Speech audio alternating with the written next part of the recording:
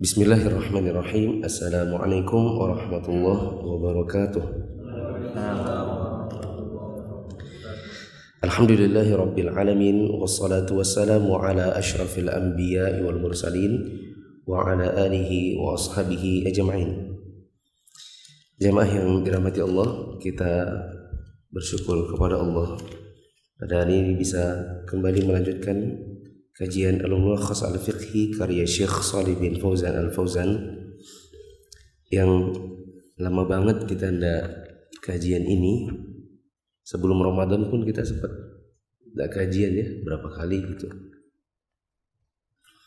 Kayak nggak niat gitu bikin kajiannya. Dan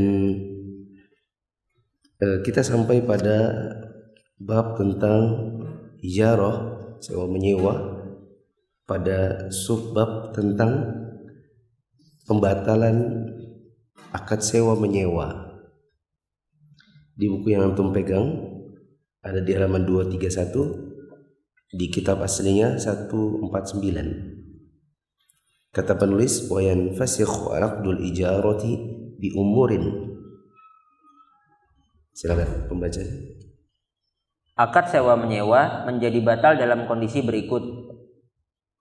Pertama, jika barang yang disewakan rusak, seperti jika kalau barang sewanya rusak, maka itu bisa dibatalkan.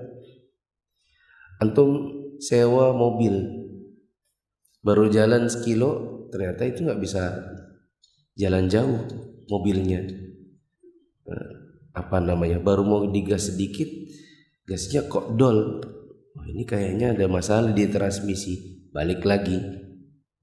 Kalau berhenti di tempat, ya, maka kewajibannya si pemilik mobil untuk mendatangkan gantinya. Kalau tidak, ya batal.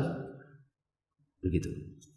Contohnya, seperti jika ia menyewa hewan tunggangan lalu hewan tersebut mati, atau menyewa rumah lalu rubuh, atau menyewa lahan pertanian kemudian irigasinya terputus. Jelas saya kira. Kedua, jika maksud yang diinginkan dari akad tersebut tidak ada lagi, seperti jika seseorang menyewa dokter untuk mengobatinya namun ia keburu sehat. Dalam contoh ini, penyewa tidak bisa lagi mengambil manfaat dari dokter yang disewanya. Kedua, apabila tujuan dari akad sewa menyewa ini tidak bisa dicapai, ya, maka ini bisa dibatalkan akad sewa menyewanya. Seperti seseorang, ya, dia memanggil dokter karena dia merasa dia sakit. Fabari'a, ternyata waktu dokternya mau mengobati, dia rasa sudah sembuh gitu. Maka akad sewa menyewanya bisa dibatalkan.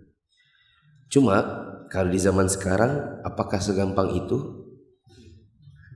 Panggil tukang pijit misalnya, udah nyampe rumah, maaf Pak, saya kayaknya udah sembuh nih, kayaknya sudah pegel-pegelnya dihilang, tadi dikasih sama istri minum apa saja Pak, obat pegel-pegel, ya.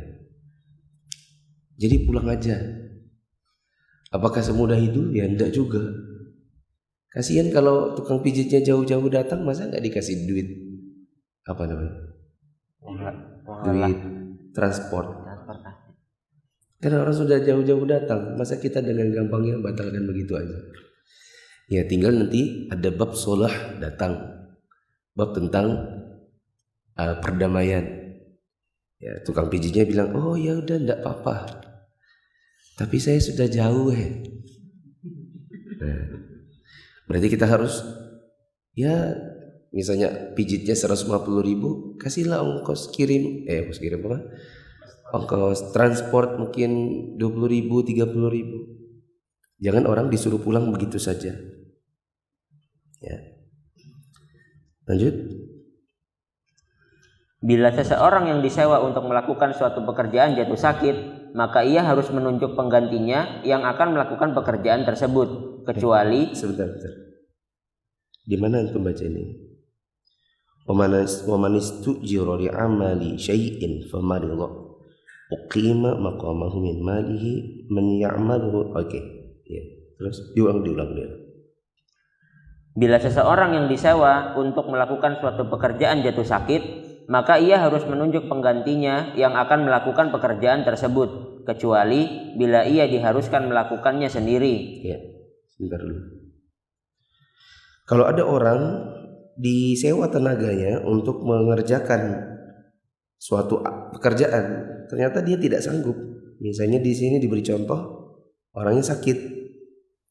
Apa yang harus dilakukan? Uqima maqamahu min malihi man ya'maluhu niyabatan anhu.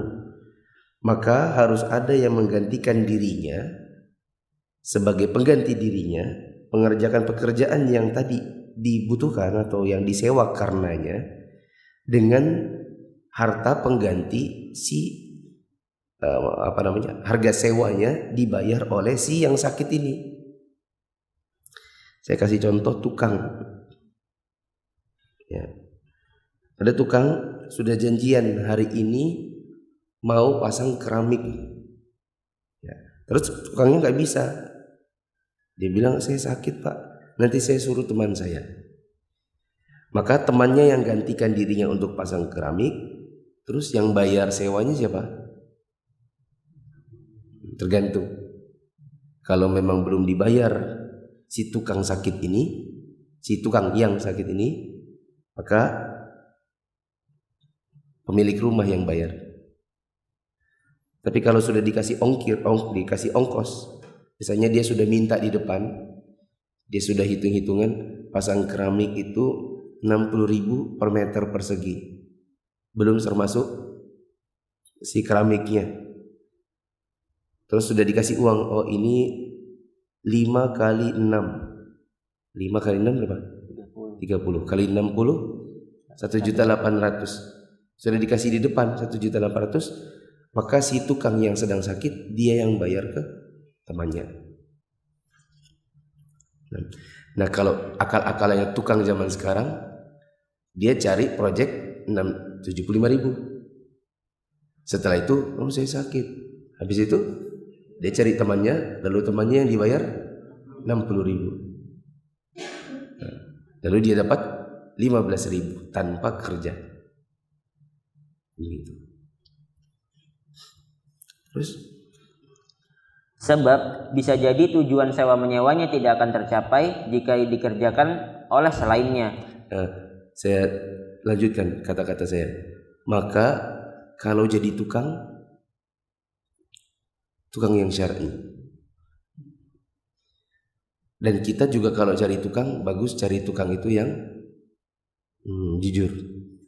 Apalagi kalau misalnya kita punya teman dia suka pengajian dan dia punya profesi sebagai tukang, ya pakailah tukangnya ikhwan yang mengerti tentang akad ijarah.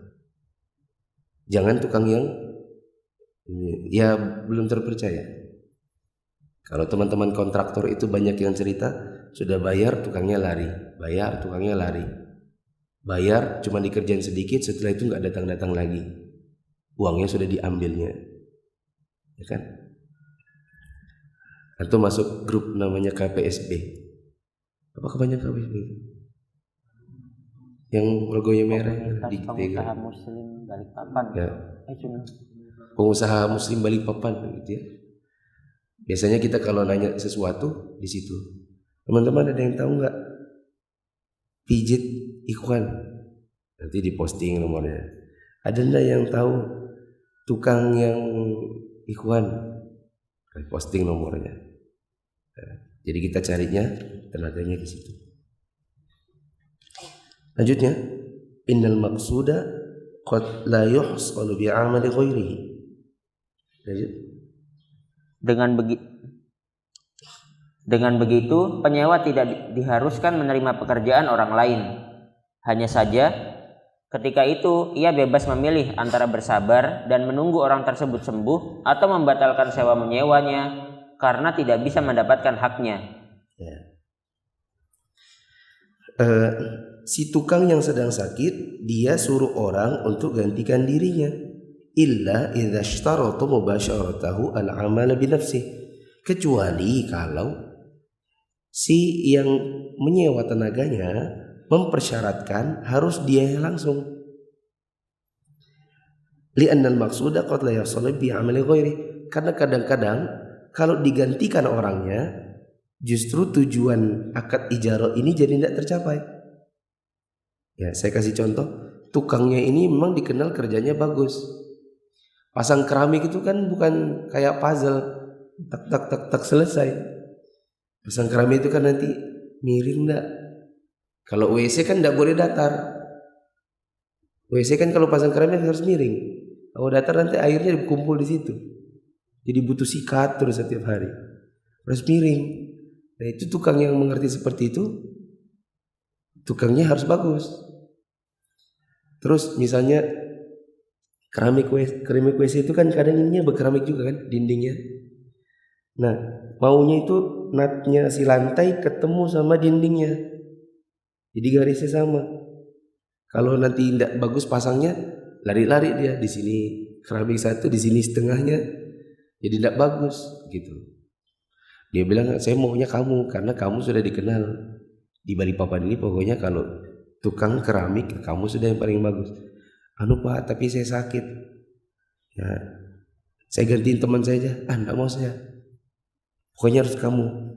Nah, kalau sudah seperti itu bagaimana?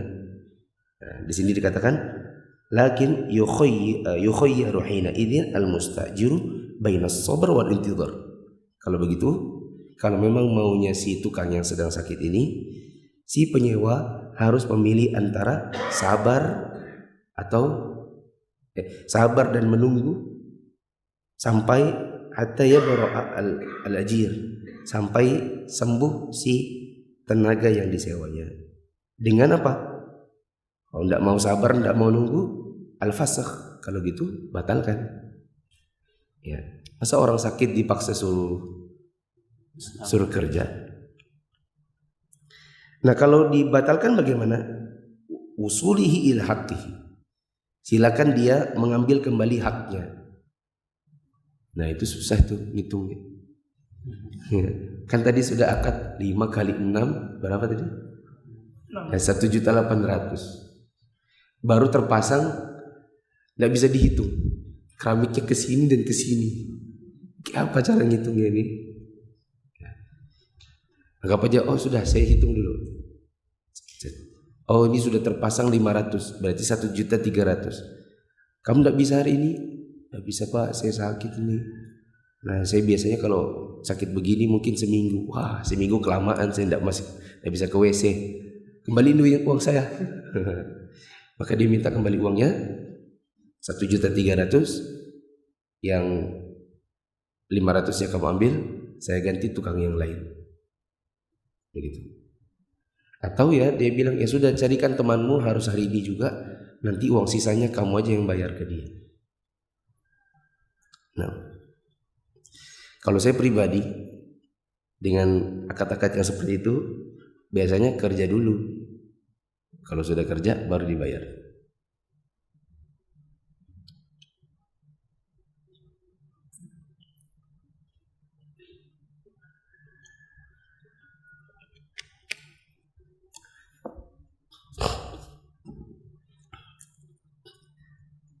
Nanti kalau ada yang mau pasang keramik, saya kasih tahu tukang yang bagus.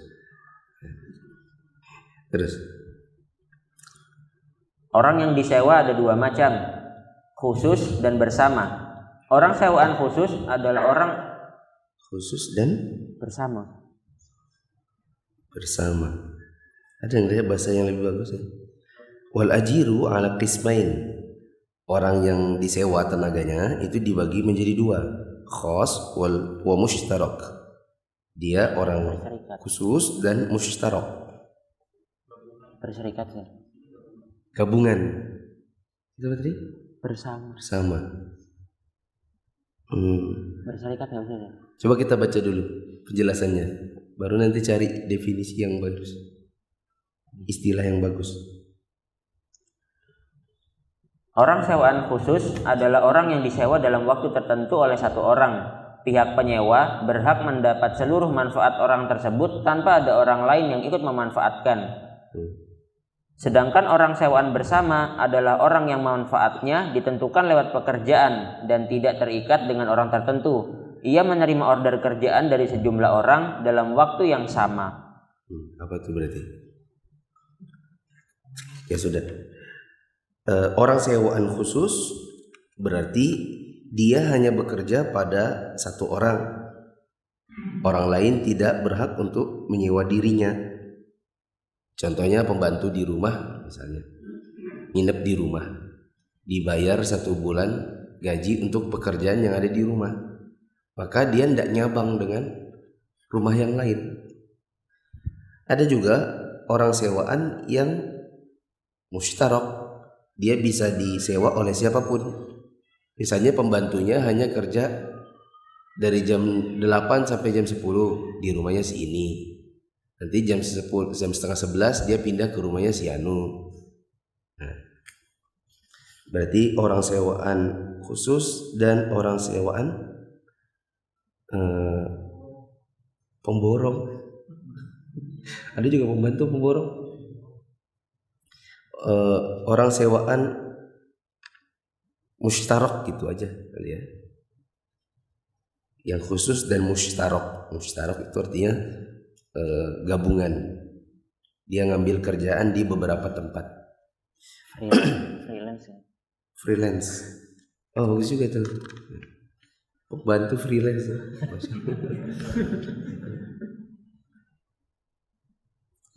Betul juga ada desainer khusus. Misalnya dia disewa oleh koran. Dia layouternya koran, khusus hanya koran itu. Digaji bulanan. Tapi ada juga per pekerjaan, layout buat majalah. Majalahnya banyak ya. Lagi ada waktu majalah yang ini sudah selesai, pindah ke majalah yang lain. Terus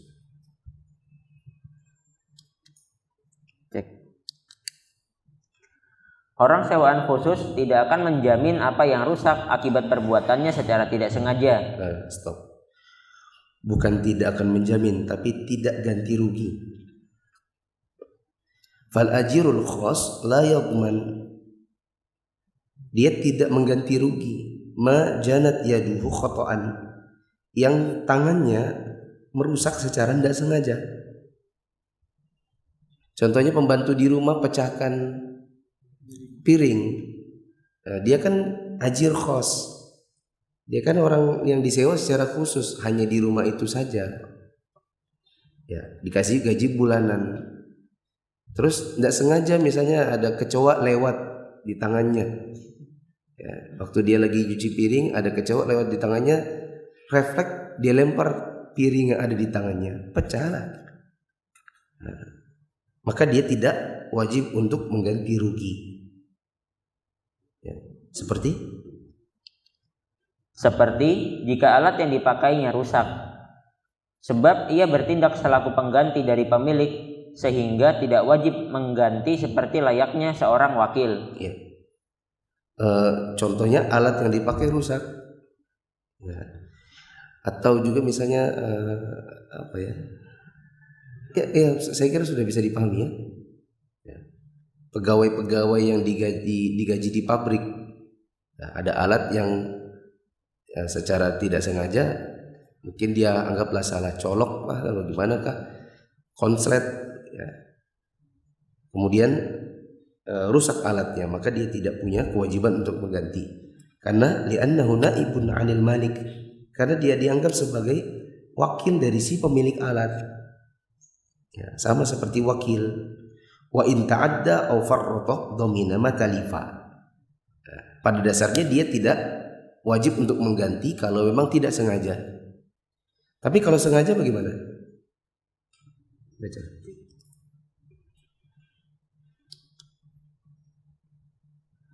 Namun, jika ia bersikap teledor atau ngawur, maka ia harus mengganti apa yang dirusaknya. Kalau dia melakukan itu secara sengaja atau dia melampaui batas, di situ apa tadi? Teledor. Bagus juga bisa. Melampaui batas. Kalau biasanya kita terjemahkan itu melampaui batas sama meremehkan. Kalau teledor itu apa? Melampaui batas ya. Meremehkan. Meremehkan Zat. Lebih ke meremehkan. Meremehkan. Itu yang teledor. Oke. Teledor. Kalau melampaui batas berarti yang ngawur. Gitu. Di situ apa, Dek?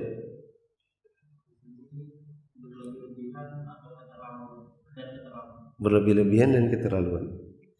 Apa bedanya? Di sini kan wa in ta'adda au farrata. Apa bedanya? Ta'adda itu sengaja melampaui batas. Farrata itu meremehkan, dibuat sesuatu yang sepele. Contoh, saya sering kasih contohnya gini. Tolong ya, ini kasih ke si fulan duitnya. Kamu ke rumahnya kan? Iya. Ini 1 juta, tolong disampaikannya ya. Dia nelpon, ya utangku kemarin aku titip sama Rifki ya, nanti sebentar dia ke rumahmu. Iya. Nah, jadilah si Rifki sebagai wakil, ya kan? Nah, sepanjang jalan uang itu dipakainya buat belanja. Nah, itu namanya melampaui batas. Itu kan barang amanah, kok dipakai belanja? Kalau dipakai belanja itu namanya ta'adda, melampaui batas, sengaja. Paham? Maka dia harus ganti. Ya. Mana uangnya? Tadi ku pakai belanja, ada tadi apa namanya? Diskon gitu. Ya berarti ganti uangnya. Ya nanti ku ganti uangnya. Tapi tetap aja salah karena melampaui batas. Contohnya meremehkan, farroto, itu uang dipakai kipas-kipas. Ya, dia pakai kipas-kipas, baru kemudian terbuka jendela mobilnya, terbang uangnya. Maka dia harus ganti. Ya. Kata Dayat, tadi Rifki datang, uangnya nggak ada. Katanya kamu titipkan. Ya, nggak tahu, tanya dia, mana Ki? Aku tadi terbang uangnya. Nah, aku tapi tidak sengaja, dia bilang gitu. Kalau orang tak sengaja itu kan tidak ganti. Ya kita bilang, kamu tidak sengaja itu kenapa? Tadi aku pakai kipas-kipas. Oh itu namanya tak sengaja tapi farroto, meremehkan. Paham? Nah yang seperti itu bagaimana? Domina matalifa. Kalau gitu dia harus ganti apa yang sudah dia rusakkan. Contohnya kalau tukangnya kita itu, kita nyewa tukang apa namanya, dipakai alatnya itu alat mahal tapi dibuat main-main misalnya, ternyata malah rusak barangnya, rusak alatnya, maka orang itu harus ganti gitu. Antum pernah lihat video begini nggak? Ya, kadang ada video lewat-lewat begitu ya di media sosial. Tukang pasang keramik, ya kan? Kan kalau sudah digini kan, diketok kan, pakai palu yang karet, terus ditaruh di sampingnya, terus temannya ganti dengan palu betulan, ya kan? Terus dipasang begini. Pecah, ya kan? Nah itu kan dipakai buat main-main. Keramik kan ada harganya, iya enggak?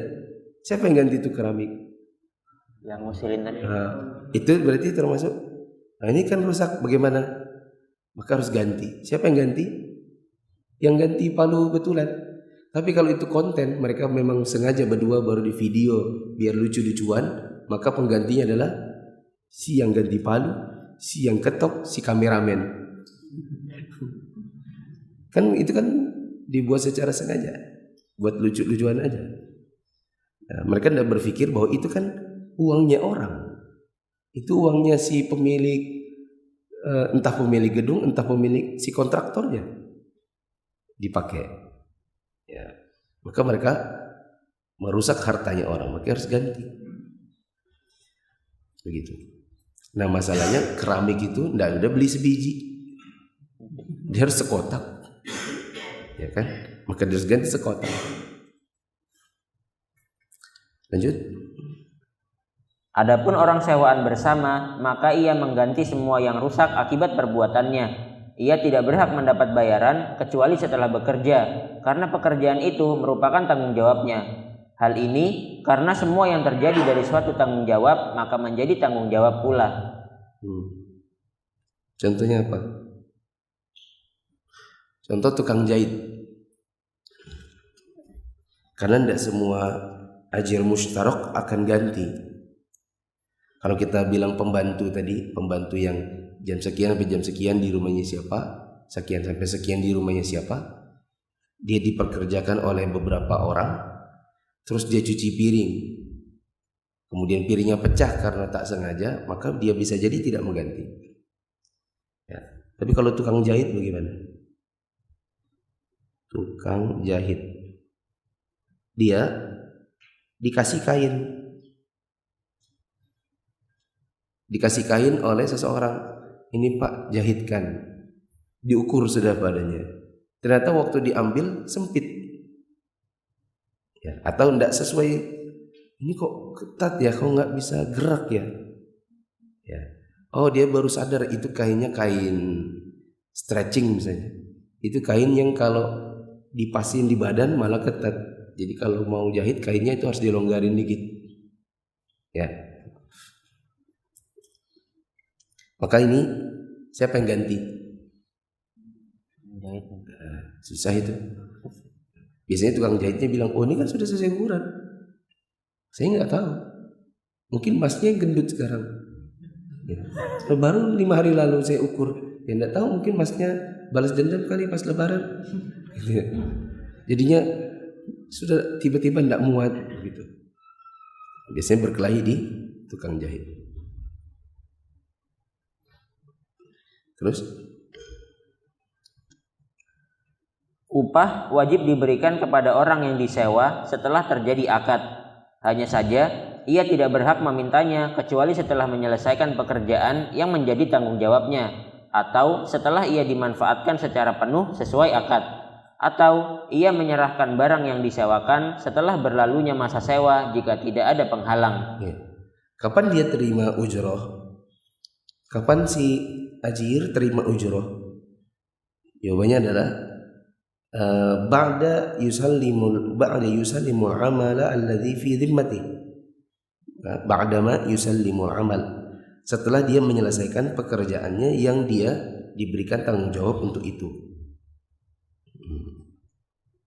Tapi kalau tukang biasanya dia ada juga yang maunya uangnya di depan. Ya, saran saya, kalau tukangnya bukan orang yang kita lihat belajar agama gitu ya, maka saya tidak menyarankan untuk menyerahkan uang di depan. Ya, kita belikan, masnya mau butuh apa? Saya butuh semen, pasir, sama keramik. Ya udah, saya yang belikan. Suruh kerja dulu, sudah selesai baru kasih uangnya. Khawatirnya dia baru kerja sebentar, belum selesai, pergi terus tidak pulang-pulang, tidak balik lagi. Atau pekerjaan itu dibutuhkan beberapa hari, baru datang 1-2 hari, setelah itu hilang. Sementara uangnya juga diambil dari awal. Nah. Atau setelah dia menyelesaikan manfaat. Kalau kita ke tukang jahit, maka kita bayar tukang jahitnya setelah jahitan selesai. Atau kalau dia dibutuhkan untuk misalnya mengambilkan sebuah barang, maka tunggu barangnya diserah terimakan. Seperti menyewa ojek atau Gojek, biasanya tunggu Gojeknya datang baru dibayar uangnya. Begitu. Lanjut. Hal ini karena orang yang disewa hanya berhak mendapatkan upah apabila ia menyelesaikan pekerjaannya atau apa yang hukumnya seperti pekerjaan. Terus? Selain itu, upah atau ongkos sewa adalah imbalan yang hanya berhak diterima setelah menyerahkan apa yang disewa. Ya. Upah itu adalah upah itu adalah iwad, yaitu timbal balik dengan sebuah pekerjaan. Pekerjaan selesai baru ditimbal balik dengan upah. Lanjut. Selain itu, seorang yang disewa harus melakukan pekerjaannya dengan rapi dan sempurna. Ia tidak boleh menipu atau berkhianat dalam hal bekerja. Ya.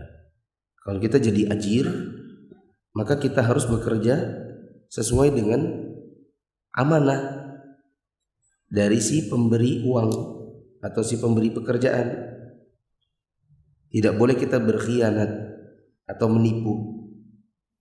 Misalnya kita digaji untuk pekerjaan yang dimulai dari jam 8 sampai jam 10, maka tidak boleh terlambat, tidak boleh pulang cepat, kecuali kalau nanti upahnya hitung-hitungan lagi. Oh, kamu terlambat sejam, pekerjaannya harusnya 2 jam, berarti upahnya dibayar setengah. Ya, dan itu butuh pembicaraan. Kita bilang, maaf ya Pak, hari ini saya terlambat, hari ini nggak bisa 2 jam, saya hanya bisa 1 jam. Ya. Tapi kalau misalnya kita diberi pekerjaan jam 8 sampai jam 10, 2 jam, orangnya nggak ada di tempat, kemudian kita datang terlambatnya 10 menit misalnya, terlambatnya 10 menit, kemudian waktu penerimaan upah kita nggak bilang kalau kita itu terlambat, berarti kita mengambil hartanya dia sebanyak uang 10 menit yang harusnya dipotong. Begitu. Contohnya PNS, kan harus ada fingerprint maksimal setengah 8. Kalau sudah masuk 8.31 berarti Anda dipotong sekian dari tunjangan. Anda harus pulang paling cepat jam 4. Bila Anda fingerprint sebelum jam berapa? 15.59 Anda sudah fingerprint, maka Anda harus dipotong sekian persen dari tunjangan. Nah, ada sebagian PNS itu datang terlambat, lebih setengah 8, dia nggak fingerprint sengaja supaya tidak terrecord di komputer. Pulang lebih cepat tapi tidak fingerprint. Atau dia pulang jam 2, nanti jam setengah 5 dia kembali ke kantor hanya untuk fingerprint. Maka ini namanya ghish fil amal, ya, menipu di dalam pekerjaan, dan dia makan uang haram sebanyak yang harusnya dipotong. Begitu. Waktu saya PNS saya pernah terpaksa pulang cepat. Ada ibu-ibu yang negur, mau kemana mas? Karena setengah 4 sudah fingerprint. Bu, ada begini dan begitu. Oh, pergi aja, nanti kan setengah 5 bisa pulang kembali sini. Nggak bisa. Itu namanya korupsi waktu. Korupsi waktu itu ada uangnya kan yang harusnya dipotong. Kalau tidak lapor sengaja akal-akalan, itu makan uang haram. Dan kita bisa kalkulasi. Uang ada aturannya kok. Terlambat semenit 0,01% dari tunjangan. Terlambat 5 menit 0,05%. Terlambat di atas 10 menit 0,1%. Terlambat itu ada. Tata cara ngitungnya aja ada. Lanjut. Selain itu, seorang yang disewa harus melakukan pekerjaannya dengan rapi dan sempurna. Ia tidak boleh menipu atau berkhianat dalam hal bekerja. Ia juga harus terus bekerja selama jam kerja dan tidak boleh melewatkannya sedikit pun tanpa kerja, serta harus bertakwa kepada Allah dalam menunaikan kewajibannya. Nah, ini masalah PNS, ASN. Kama yajibu alaihi aidan muwasalatul amali fil muddati allati ustujira fiha. Dia juga harus terus bekerja di dalam durasi yang dia disewa padanya. Kalau ASN dibayar oleh negara mulai dari setengah 8 sampai jam 4, maka dia harus terus bekerja di jam tersebut. Nah, di sini masalahnya. ASN sering nggak punya kerjaan. Ya, saya juga dulu waktu ASN banyak ASN yang tidak ada kerjanya. Baca koran. Pagi setengah 8 bukannya bekerja, baca koran. Ya. Kalau ditanya, Pak, kenapa tidak kerja? Belum bisa kerja. Misalnya komputernya aja belum nyala, atau dia di bagian pelayanan dan sekarang tidak ada orang yang dilayani. Di bagian pelayanan masyarakatnya belum datang. Masyarakat datang jam 8:30. Dari 8:30 sampai 8:30 dia nggak tahu ngomong apa ngapain. Ya. Kalau dikatakan wajib untuk terus berlangsung bekerja selama durasi, orangnya ngapain? Sapu-sapu, bukan tupoksinya. Ya, maka saya katakan, kalaupun ada pekerjaan yang sedang tidak bisa dikerjakan, yang penting orangnya ada di tempat. Orangnya ada di tempat. Si ASN tidak boleh kemana-mana.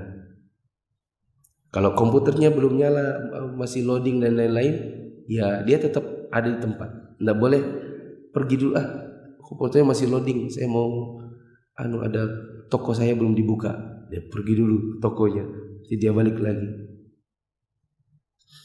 Nah. Lanjut. Adapun pihak yang menyewa atau mempekerjakan, maka ia wajib membayarkan upah secara utuh setelah pekerjaannya rampung. Kalau sudah selesai pekerjaan, segera bayar. Tidak boleh kita nanti-nanti, gampang kok, dia belum minta juga. Nah ini kebalikannya, lawannya tukang. Ada tukang kalau nakal baru dikerjakan sebentar pergi, padahal upahnya sudah diterima. Kontraktor nakal sebaliknya, tukangnya sudah selesai, tidak dikasih apa-apa atau ditunda-tunda. Nah, kita tidak boleh seperti itu karena Nabi SAW mengatakan a'tul atau a'tul al-ajira ujurahu qabla an yajifa anqahu. Berilah upah kepada pekerja sebelum kering keringatnya. Di situ apa? A'qau. A'qahu. Depannya apa? A'tu. A'tu iya. A'tu al-ajira ujurahu qabla an yajifa anqahu. Berikan upahnya mereka, orang-orang yang kalian sewa, sebelum keringatnya kering. Ustaz, kalau pekerjaannya itu di bawah AC terus tidak keringatan bagaimana? Ini maksudnya adalah bukan cuma dilihat dari soal keringat, maksudnya adalah bila pekerjaannya sudah selesai. Ya, pembantu kita misalnya kita janjikan gajian setiap tanggal 1.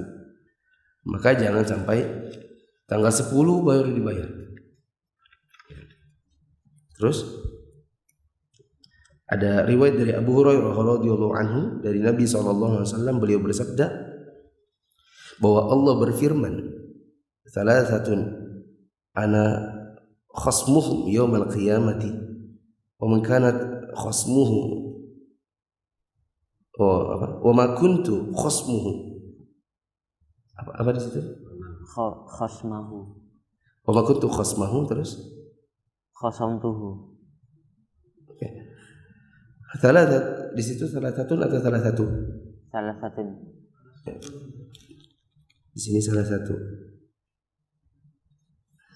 Salah satu ana khasmuhum yaumal qiyamati wa man kuntu khasmahu khasamtuhu yaumal qiyamah. Rajulun a'ta bi thumma ghadar wa rajulun ba'a hurran fa akala thamana wa rajulun istajara ajiran fastawfa minhu wa lam yufihi ujrahu. Di situ apa? Yuwaffihi atau yuf? Agak bawah.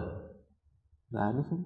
Fastawfa minhul amal wa lam yu'tihi ajrahu. Oh, di situ yu'tihi. Di situ apa, Dek? Yufihi. Ujrahu atau ajrahu?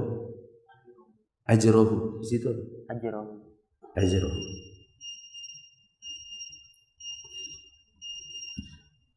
Oh, berarti yang tadi saya baca a'tu al-ajira ajrahu qabla an yajifa irquhu, qabla an yarjifa irquhu. Di riwayat yang kedua qala Allah Ta'ala thalathatun ana khasbuhum yaumal qiyamati wa man kuntu khasmahu khasamtuhu yaumal qiyamati. Rajulun a'ta bi thumma ghadar wa rajulun ba'a hurran fakala thamana wa rajulun istajara ajiran fastawfa minhu wa lam yufihi ajrahu. Rawahu Bukhari wa ghairuhu.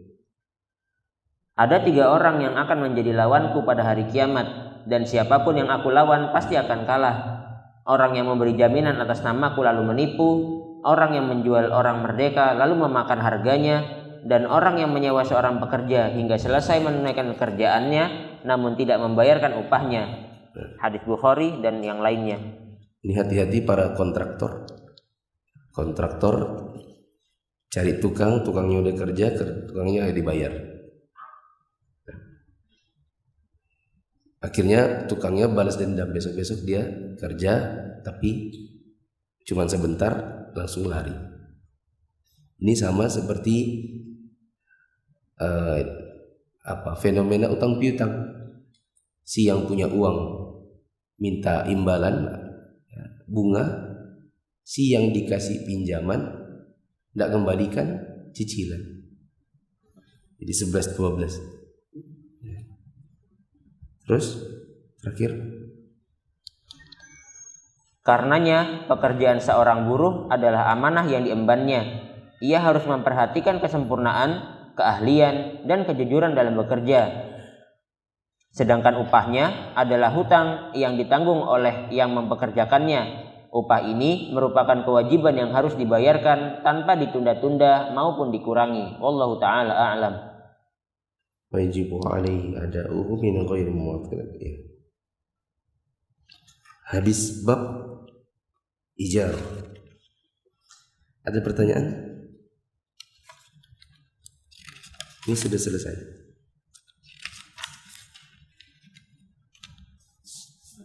Kalau kita mau ambil untuk keramik tadi ya, kalau kita baru 70 itu kan bayar 70.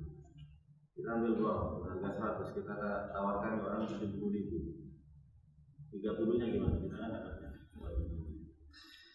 Tergantung akad kita dengan si yang punya bangunan. Kalau dengan pemilik bangunan, umumnya kalau sudah bilang apa tuh, saya pemborong, maka sudah tidak dihitung-hitung lagi berapa harga kotak keramiknya, berapa tukangnya. Pokoknya lamsam. Lamsam itu berarti sepaket. Borong ongkos kerja. Borong ongkos kerja aja. Nanti dia yang cari tukang. Oh, jadi dia makelar. Makelar toh. Gini Pak. Material dari pemilik rumah. Gini aja. Ini pemborong. Kalau dia bilang pemborong, maka dia tanggung jawab semua. Bila tukangnya hilang, oh saya nggak mau tahu. Itu urusanmu karena kamu pemborong. Kalau ada kelebihan harga keramik, oh saya juga nggak mau tahu. Pokoknya saya sudah bayar. Bangunkan ini, pasangkan ini, kita sudah akad, pokoknya 20 juta selesai. Nggak boleh nih pemborong tiba-tiba, Pak, hilang tukangnya. Terus? Ya jadi maaf ya. Loh, nggak bisa. Saya sudah bayar 20 juta. Sekarang terus dikasih minta maaf aja, terus bagaimana? Kan kamu pemborong. Saya nggak tahu tukang. Saya tahunya kamu, gitu. Itu kalau pemborong. Sama juga dia nggak perlu lagi store nota. Ini Pak ya, ini kemarin keramiknya sekian, ini sekian. Saya minta izinnya 30.000 ya buat saya. Nggak usah, nggak perlu. Karena namanya pemborong. Gitu. Resiko dia yang tanggung. Bila ada apa yang bisa dihemat, maka dia juga tanggung. Dia yang dapat. Selama dia tidak turunkan spek. Jangan bilang granit dikasih keramik, ya kan? Jangan bilang ini mereknya Essenza dikasih ASEA Tile misalnya. Itu namanya nurunkan spek, begitu. Ada versi yang lain, yaitu mandor, gitu. Ini mandor bukan pemborong. Jadi dia dibilang begini, kamu ku gaji 2.500.000 untuk awasi bangunanku. Nah, nanti uang keramik aku, uang tukang aku, pokoknya kamu aku gaji 2.500.000 awasi bangunanku. Ya. Terus pas beli keramik, si mandor ini pergi ke toko bangunan, dia balik dia harus laporan notanya. Ini Pak, harganya 30.000, harganya sekian, maka dia bayar, kasih uang. Atau pakai uangnya dia dulu, nanti diganti uangnya. Ya. Yang jelas ini berapa harga toko, sebegitu yang dia boleh ambil. Dia tidak boleh bahasa Bugisnya cokek-cokek dari nota. Misalnya dia minta dia tawar dapat 100.000, terus dia bayar ternyata cuma 70.000. Tidak boleh diambil 30.000 ya, karena dia mandor, dia orang disewa. Kalau dia datang, Bapak, hari ini tukangnya lari, siapa yang nanggung? Yang punya bangunan, karena ini kan cuma mandor. Ya enggak? Bisa dipahami? Beda antara pemborong sama orang disewa untuk kerjakan bangunan. Nah, kadang ada pemborong, tapi pas lagi ada masalah seolah-olah mandor, udah mau ganti. Ya, saya tahu-tahu begitu sejak ya bangun-bangun juga kan, bangun sekolah, bangun rumah, bangun kantor, mulai tahu-tahu, oh ada gininya, oh ada gitunya, oh masalahnya begini begitu. Ya, ada satu pekerjaan di mana kita kasih, ternyata salah spek, harusnya begini, dikerjanya begitu. Harusnya pakai apa, dia pakai yang lain. Nah, setelah itu ketika disuruh ganti, tidak mau ganti. Kamu ini apa? Mandor kah apakah? Coba dilihat lagi akadnya. Loh, akadnya kamu pemborong gitu loh. Ini kan tertulis kamu pemborongnya, harganya sekian, berarti kita tahunya kamu, berarti kamu yang bertanggung jawab semuanya. Nah, jangan bilang soalnya itu tukangnya, enggak mau tahu saya.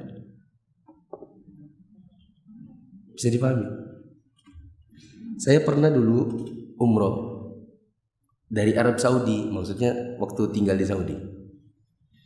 Saya datang ke travel setempat di Saudi. Kalau travel setempat itu pokoknya kita bayar misalnya 170 real, nanti dapat bis, PP, dapat hotel 3 hari. Ya, kalau umroh di sana nggak lama-lama. Saya bayarlah itu travel Bangladesh. Ya. Si resepsionisnya. Bu, ibu-ibu, kedengaran suaranya. Saya berangkat, ternyata pulangnya nggak dijemput. Ya, kita berangkat kira-kira misalnya hari Rabu, kita pulang habis Jumatan, kita tunggu di jalanan, mana bisnya ini nggak datang-datang. Telepon sama resepsionisnya, ini mana bisnya? Oh ya, dia di dekat jembatan. Kita ke jembatan, nunggu sejam, belum ada. Oh, dia masuk ke sana. Ujung-ujungnya ternyata memang betul-betul itu bus nggak ada. Akhirnya kita naik bus emprengan. Ya. Setelah sampai di kota Riyadh, kita datangi itu travelnya. Saya minta ganti uang 70 real untuk naik bis karena kamu tidak jemput. Oh itu bisnya, dia nggak datang ke Mekah, dia tuh orang Syiah. Apa urusannya sama saya? Pokoknya kalian nggak jemput, kan saya tahunya kamu pemborongnya. Ya, kamu pemborongnya, kita nggak dijemput, kita naik bis yang lain, maka uang bisnya kamu yang ganti. Enggak, saya nggak bisa ganti, itu kan kesalahan sopirnya. Loh, kami nggak pernah akad sama sopir, kami akadnya sama kamu. Saya 2 orang ya, mahasiswa. Ya, dan bagi mahasiswa 70 rial itu penting banyak. Ya gitu. Bagi mahasiswa 70 rial banyak. Ya, kita bisa makan 1 hari 5 real. Kalau 70 bisa makan 2 minggu. 14 hari. Itu uang makan 14 hari itu buat mahasiswa. Nah, dia nggak mau ngasih kembali. Akhirnya saya bilang begini, kamu nggak mau ngasih kembali? Ya sudah. Nanti saya tagih di hari kiamat. Assalamualaikum. Ya, baru keluar pintu dia bilang, oh sini. Daripada di hari kiamat dia bilang, dia kasih kembali uang. Nah, Meskipun saya dimarahin juga sama teman saya yang satu lagi.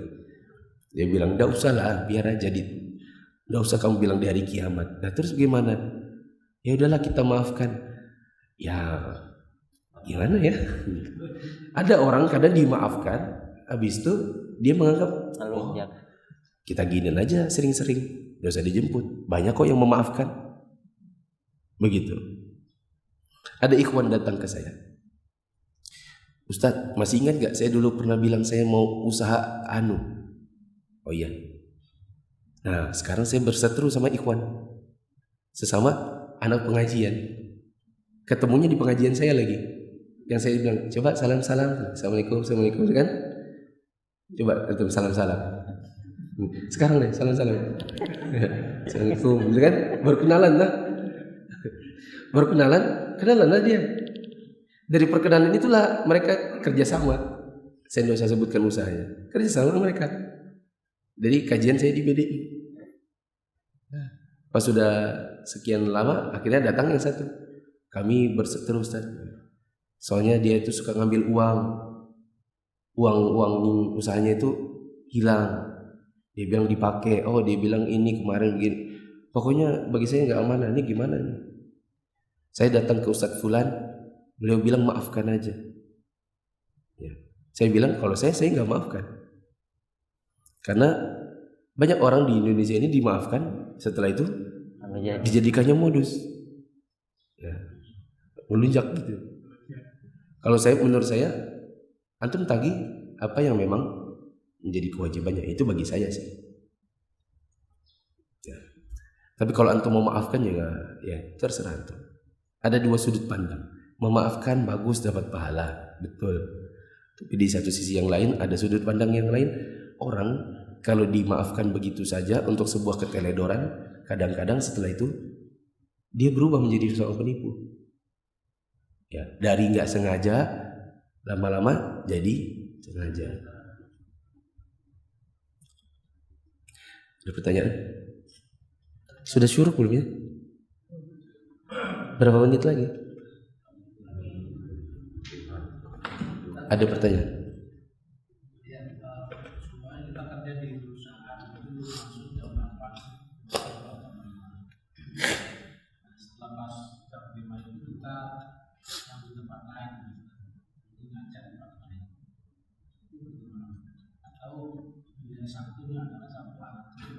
Boleh. Guru ASN ditugaskan di SD 011 Senin sampai Sabtu. Seninnya jam 8 sampai jam 3, Sabtunya jam 8 sampai jam 2. Hari Ahadnya bikin les. Boleh. Hari Ahadnya ngajar di sekolah swasta. Boleh. Kan hari Ahad tidak masuk dalam akad. Begitu.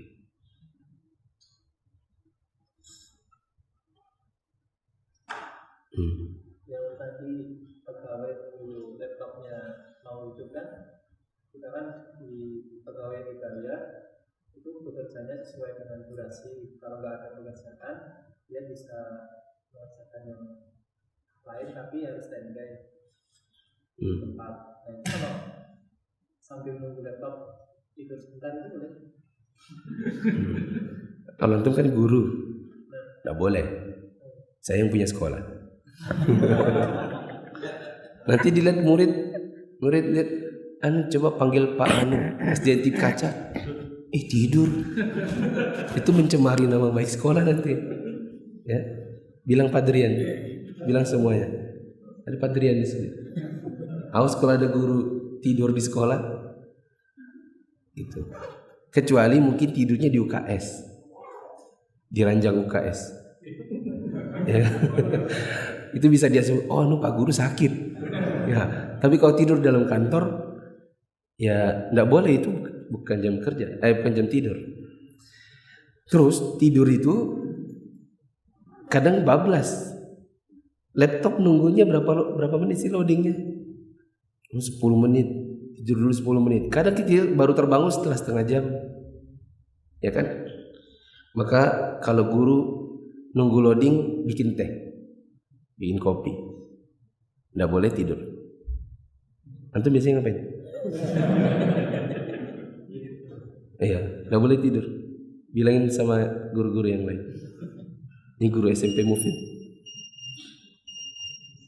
Masih ada pertanyaan?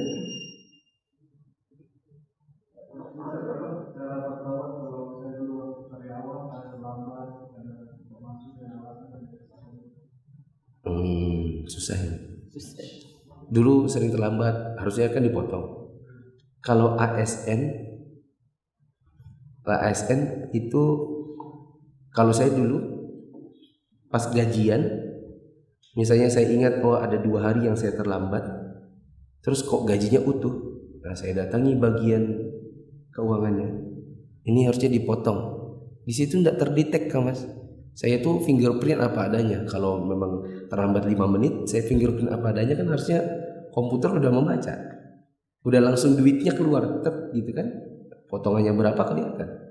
Kok ini gajinya utuh? Enggak apa-apa itu, enggak boleh. Saya ajarin dia, enggak boleh kayak gitu, makan uang haram di PNS di sini. Ya, saya jadi dianggap agak ekstrim sendiri. Nah, kalau dulu saya sudah langsung lakukan. Nah, bagaimana kalau kasusnya ini baru tobat, sudah keluar, nah, baru sadarnya sekarang, subuh ini masih baru. Ya. Maka uang yang dulu bagaimana? Ya, harus dikembalikan. Bila bisa dikembalikan secara langsung kepada ownernya, maka kita kembalikan kepada ownernya. Kalau tidak bisa, maka sedekahkan atas nama ownernya. Nah, yang ASN itu susah. Soalnya ASN itu tidak ada yang punya owner. Gajinya kan dari uang rakyat. Saya kasih kembali ke siapa? Ya. Kalau tidak salah itu ada rekening pengembalian uang kas negara. Waktu saya dulu berhenti dari ASN, dan saya isi formulir 80 juta yang harus dibalikin, 87 itu ada rekeningnya di bank BPD Kaltim. Nah, coba aja balikin ke situ. Misalnya datang ke tellernya kan, atau ke CS-nya, nanya rekening bank Kaltimnya pemerintah buat pengembalian kas negara yang dikorupsi. Nah, siapa tahu dikasih. Nah, yang dikorupsi kan minta nomor rekeningnya doang, minta nomor rekeningnya, kirim uang ke situ, gitu. Coba aja. Kalau udah bisa juga susah dengan saya ngasih kembali ke keuangannya enggak bisa mas, ini nambahin kerjaan saya. Berapa sih yang mau dikembalikan? Ada 200 ribu aja loh, dia bilang gitu. Nah, maka kita ya dah bagi ke fakir miskin, kasih ke fakir miskin untuk takhallus namanya, menghilangkan beban di pundak. Sudah ya. Subhanakallahumma wa bihamdika asyhadu an la ilaha illa anta astaghfiruka wa atubu ilaik. Jangan lupa sholat syuruk dulu. Assalamualaikum warahmatullahi wabarakatuh.